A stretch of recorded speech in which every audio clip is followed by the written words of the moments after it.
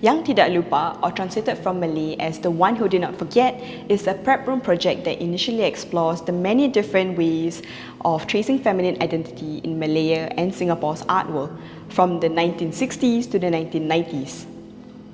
This series of presentation conjures a space where methods of rereading the feminine body with the plurality that it entails are investigated through encounters with selected artworks from the museum's collection. I'm Nurul Kaiyisah, or Kai, NUS Museum's inaugural Young Museum Professional Trainee, YMPT, and the Prep Room project is the final stage of my YMPT journey that observes the interaction between my research interests and the engagement with the museum's collection. Prep Room Yang Tidak Lupa was birthed from my longingness to read a multiplicity of realities in Singapore's art history. With this, the Prep Room embodies a space for archives and selected artworks from the museum's collection to be read intertextually with one another, contingent to the socio-historical conditions that they belonged in. The archives are tailored to each work in the prep room and ultimately pose an exercise to the visitors to comprehend socio-historical environments in the production and consumption of the artwork itself. Examples of the archives include past exhibition catalogues, oral history interviews, artist manifestos, and statements. With this, it welcomes anyone and everyone to begin reading narratives of women in art through the rich ecologies of networks that they were part of, profoundly intertwined with their own subjectivities.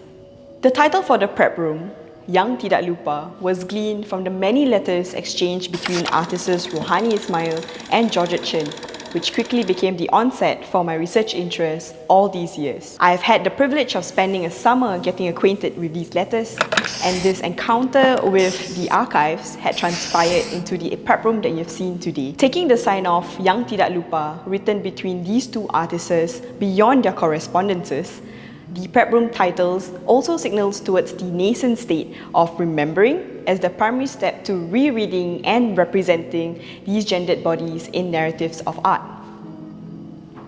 Embedded within these curatorial inquiries for the prep room were also my experiences as the museum's YMPT, as I was offered invaluable opportunities to observe and encourage to interact with the museum's collection and exhibition histories. My initial curatorial efforts to intervene in NUS Museum's Radio Malaya, a bridge conversation about art, in the form of a zine guide for students, became a catalyst for Yang Tidak Lupa's conceptualization.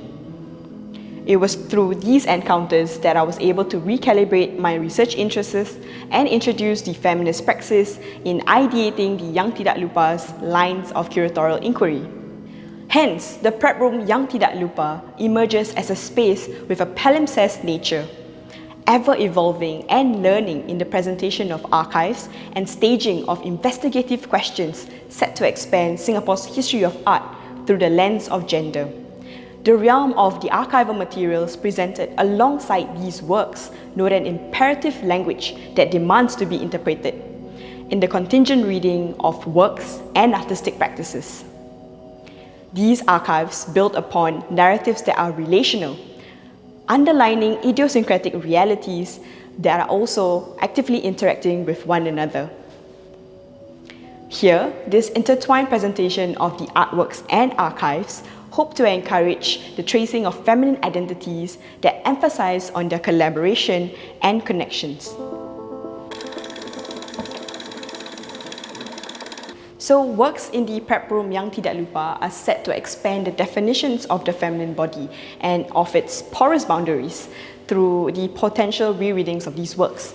And so the prep room Yang Tidak Lupa poses an approach which is to look at the feminine body as a central subject matter in visual depictions to engender the term femininity in this discourse. So through this approach, we're able to kind of delve into the structures of the art world that we're looking at, and through the lens of gender. And so works that engage with this line of curatorial inquiry includes Lim Moo Her's It's But a Dream, Eng Ling Ting's Aboriginal Woman, and Maxi, and also Jimmy Ong's Venus Rising with the Moon.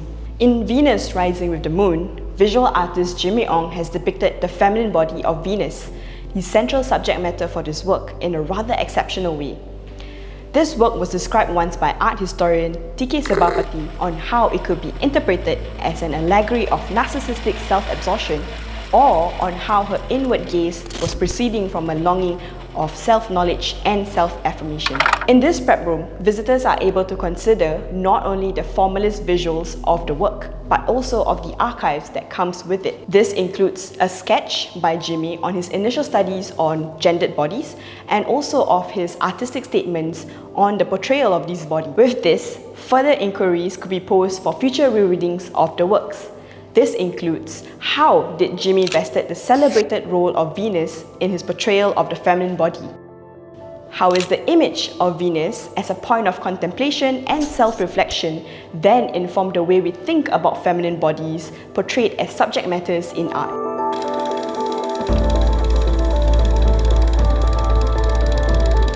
So another approach that the prep room Yang Tidak Lupa also embarked on is to look at the feminine body in terms of its embodied artistic experiences of artists who identify and or identified as women in these histories. And so their narratives are unraveled through the archives that we've seen here today. And so the subjective experiences of these artists begins to let us to think about how do we position them within the larger scale of histories and also within the rich ecologies of artistic networks that they were part of.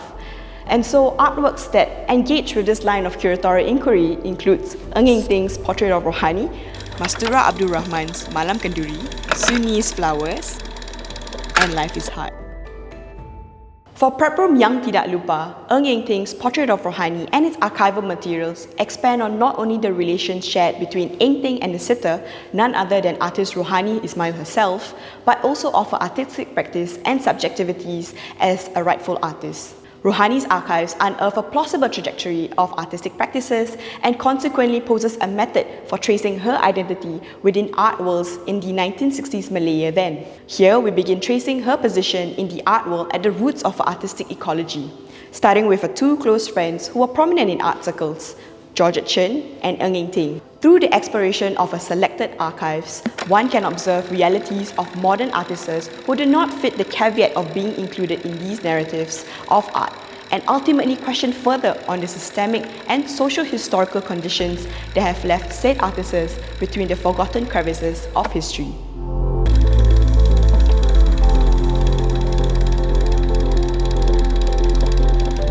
And so in prep room Yang Tidak Lupa, the feminist praxis presents itself as a fecund approach to embark on creative modes of reading and tracing feminine identities.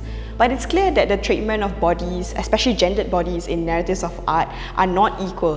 While we have a lot of feminine bodies are presented as subject matters in visual depictions, the reflection of gendered artistic labour in narratives are disproportionate.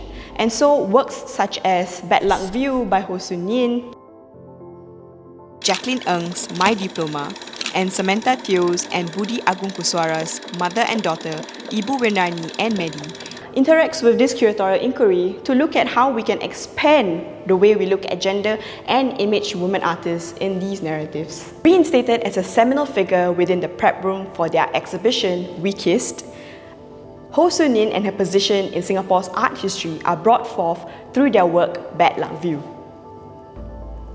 Encapsulating the zeitgeist of the times through the medium and motivations behind the work, Soon Yin was ironically a character who seems to be enshrouded in mystery in writings of art around that time. Gathering archive materials to accompany their work, including oral histories from their own artist friends who fervently shared about them, visitors are also invited to spot other points of intersection in Bad Luck View, as Soon Yin had also collaborated with other women artists in their artistic practice. When we look at women artists and their histories, the notion of absence is mobilized as a catalyst in this prep room to further unravel the range and nature of their artistic practices. Jacqueline Ng's My Diploma poses a presence in the museum's collection, but her practice has not been written about just yet. Similarly, Rohani Ismail's Weaving Ketupat also posits an absence, but its potential rereadings could facilitate novel ways of imaging women artists. Her actual works were never found in institutional circles, and so the physical absence of her work in this space, albeit being demarcated, urges us to rethink on the ways we image women artists and the trajectories of their practice in history. Thus, this set of works, or lack thereof, begs the question, what are the considerations we have to keep in mind when navigating and interacting with absences in the histories we have read today? How does these presences and absences unveil the gendered operations of the art world in histories, and moving forward pushes us for creative ways to trace and read inclusive histories of women in art? The state of being feminine is a site in constant flux, informed by its particular contexts and histories and broadened through the discourses of gender. Thus, the queries posed in the prep room is not in favour of immediate solutions that placate, but rather to incite curiosity in the stories that we've just stated. Let this prep room then be a space of recalibration and potential feminist interventions. See you at Annex 2 in the NUS Museum.